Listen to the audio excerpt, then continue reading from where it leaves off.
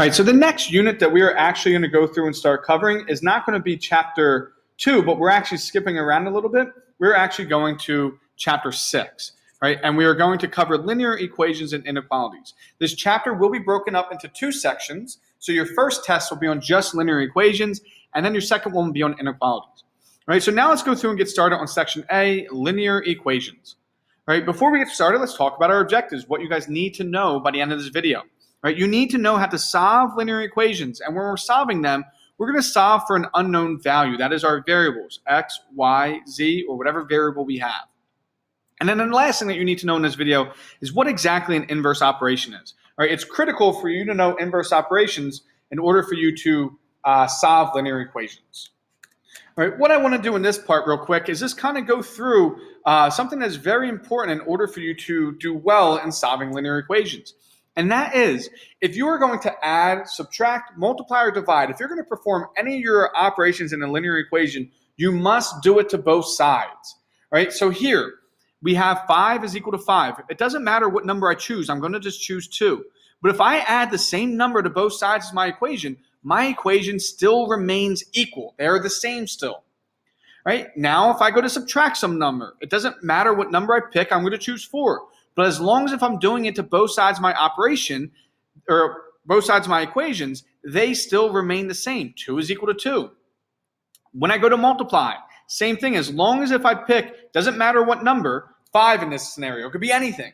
But as long as if I do it to both sides of my equation still remains the same. 50 is still equal to 50. And then the last one, as long as if I go ahead and divide by the same number, it does not matter which number I divide by. But as long as if I'm dividing by the same side or the same number, it is going to be equal to each other still. So in this case, all of these were equal equations to start with. These were all equal to each other. And then as long as if we perform the same operation with the same number to both sides, they still all remained equal. All of these were still equal to one another. All right, that is crucial for you to be able to solve linear equations. All right, what exactly is a linear equation? Well, linear equations are equations in which the variable is only raised to a power of 1. So if you see x squared, you see y squared, anything raised to a power or a second power, if you see the square root of x, all of these are not linear equations because they do not have a power of 1. All right, or another example real quick, 1 over x, this is not, even though you think that this has a power of 1, we'll learn in the future it's not actually equal to 1. So none of those are linear equations. And this is how I want you to start writing them in the future. Ax plus b is equal to 0. Or you'll see ax plus b, meaning when we have a linear equation, whatever our variable is, it goes first. And then our constant goes second. All right, a and b are both constants. A is a coefficient, and a can never be equal to 0. Because if it is, 0 times x, we'll get rid of that. And now we don't have a variable anymore, but we just have a numerical value.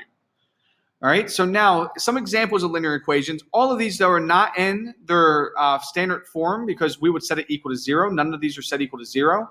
If you see here, x is being divided by 5. So these are all examples of linear equations because our variable has a power of 1. But none of these are actually in standard form. And in the future, we'll learn how to do that. But for right now, all you need to know is just that all of these variables have a power of 1. And we don't have a variable in our denominator. There's no square roots or any other power. All right, so now to talk about how to solve linear equations, there are 3 steps that you can follow. All right, first is determine how the expression contained in the unknown has been built up, meaning are we multiplying, dividing, adding, subtracting?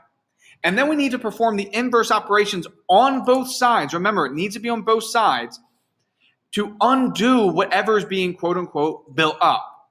All right, and then this way we isolate the unknown. That's our whole key goal, is to get x by itself. All right, we want to get our variable all alone. Right? That's what we really are trying to do.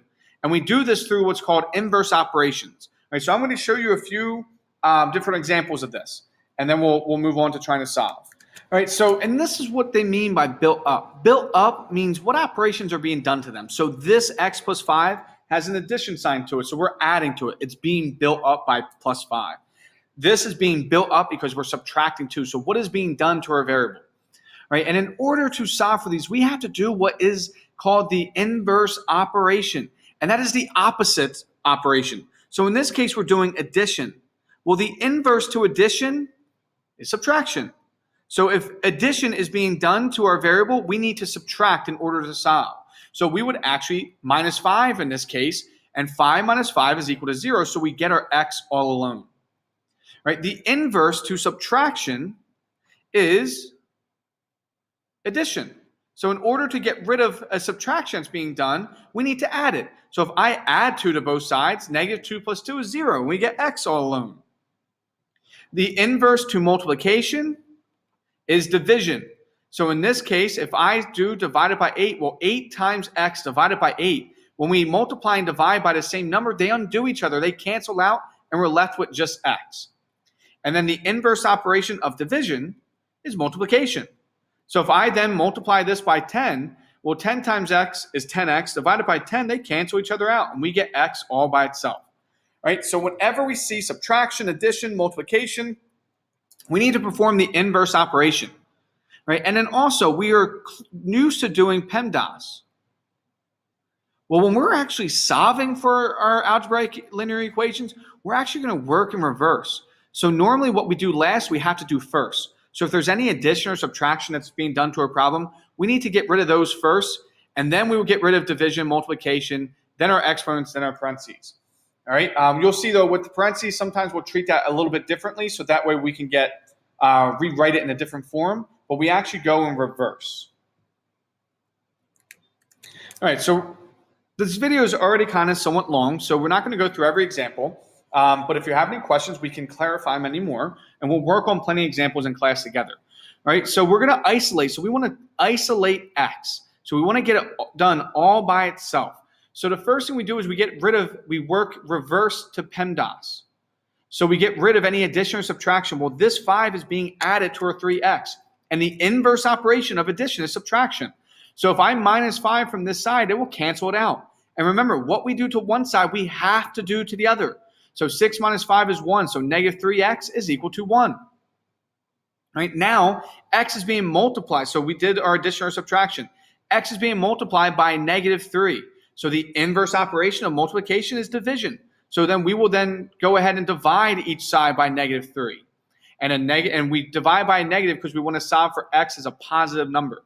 So negative 3 divided by negative 3, they cancel out. So we get a positive x. 1 divided by negative 3 is negative 1/3. Right? And then the last thing that you should do to check your work is you substitute it back into the original problem. That was step 3 in our original 3 steps. I didn't go over it, so we'll go through it now. And then you substitute it in and solve. Well, negative 3 times negative 1/3, so that will give us a positive. And 3 divided by 3 is 1, so it's 5 plus 1. 5 plus 1 is 6. It equals 6. Check. We know we got it correct. All right, let's move on to the next one. All right, I know here for PEMDAS, I said that we do our parentheses last, but if you see that x is in our parentheses, we can't actually do anything with it because they're not common terms. So to get rid of our parentheses, we can go ahead and just multiply whatever is here. So if we have a parentheses, just distribute it in. So that way we can get rid of them. So I know I said we would do that last, but just so it's a little bit easier for us, we can just distribute whatever is there. So we get minus 2x and then distribute it in plus 2. And then we get rid of them. And now we start what we can do on this left-hand side before we do anything. If we can combine any like terms, we will. So I have a 6x and a negative 2x, so that will then give me 4x.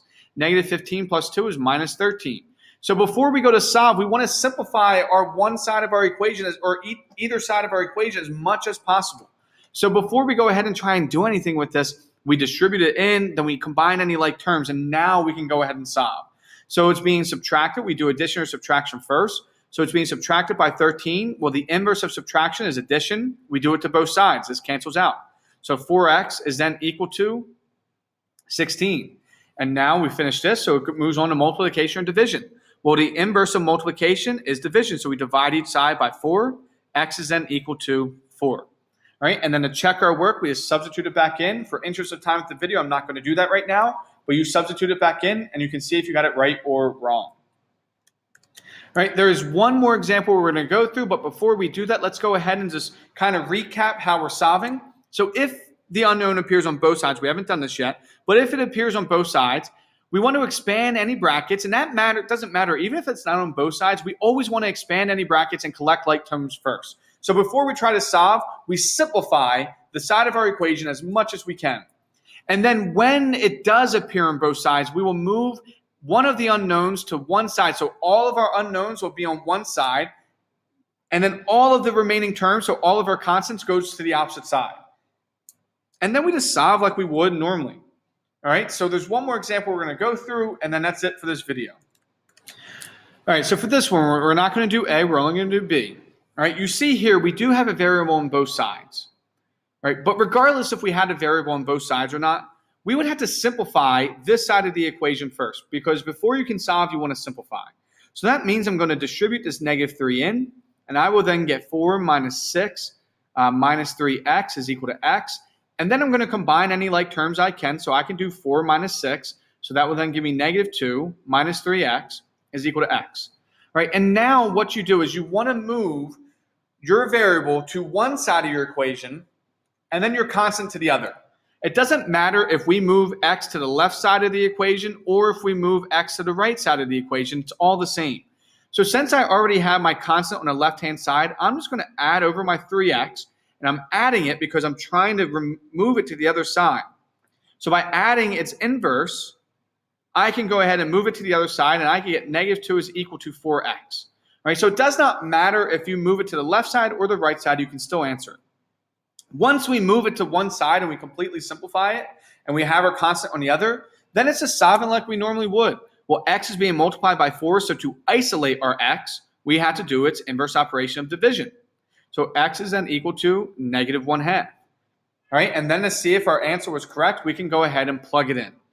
All right, I'm not going to do that for interest of time in the video. There will be a couple questions for you guys to work on, and then we'll go through any questions you guys have in class. I know I kind of went through this quickly, but this should be a review. You should have seen this at some point.